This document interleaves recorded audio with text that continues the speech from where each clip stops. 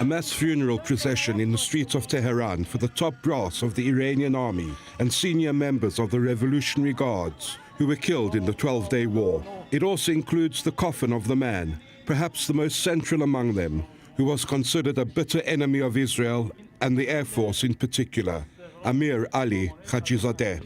He actually manages, in practice, the aerial skies, the air superiority, the airfields of the Iranians in Tehran.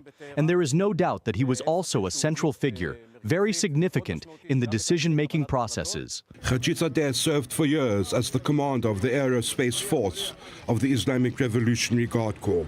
He was responsible for building Tehran's ballistic missile threat, those one-ton missiles that hit everywhere in Israel. The missile system is capable of hitting any target we want.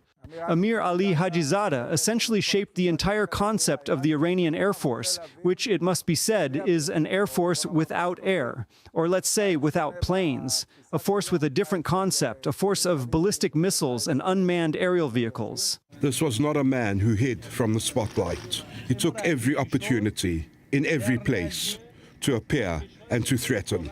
It is several times stronger than TNT.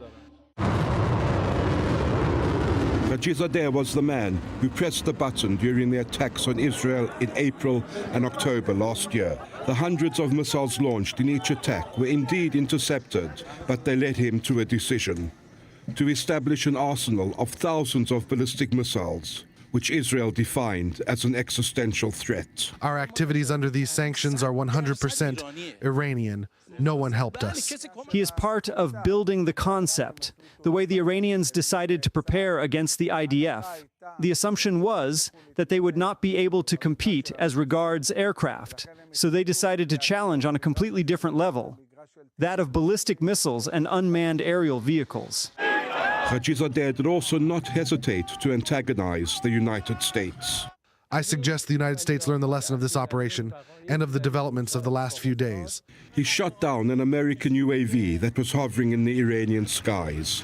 And after the assassination of Quds Force commander Qasem Soleimani, he launched missiles at an American base and even threatened to kill President Trump. God willing, we aspire to kill Trump, Pompeo, General McKenzie, the military commanders who gave the order to assassinate Soleimani.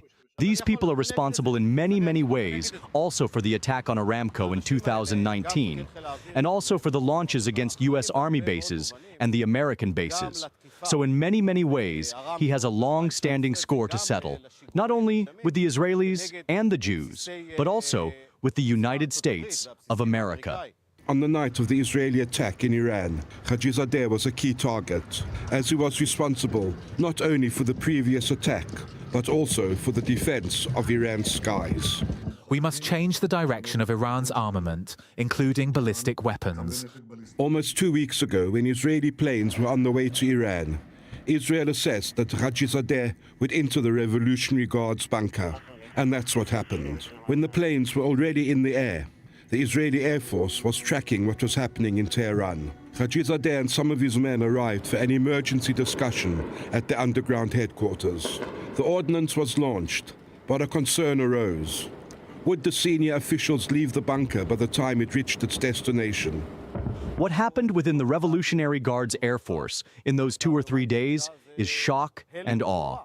In essence, the decision-making capability was severely impaired. The ability to operate the surface-to-surface missiles was significantly damaged. In the end, this is very significant because Khamenei, got used to working with certain people whom he has known for decades, not a short period. These are the people who concentrated all the power with them, who had all the experience. Hajizadeh's assassination was also relevant to Iran's nuclear capabilities. Israel settled a score with a bitter enemy.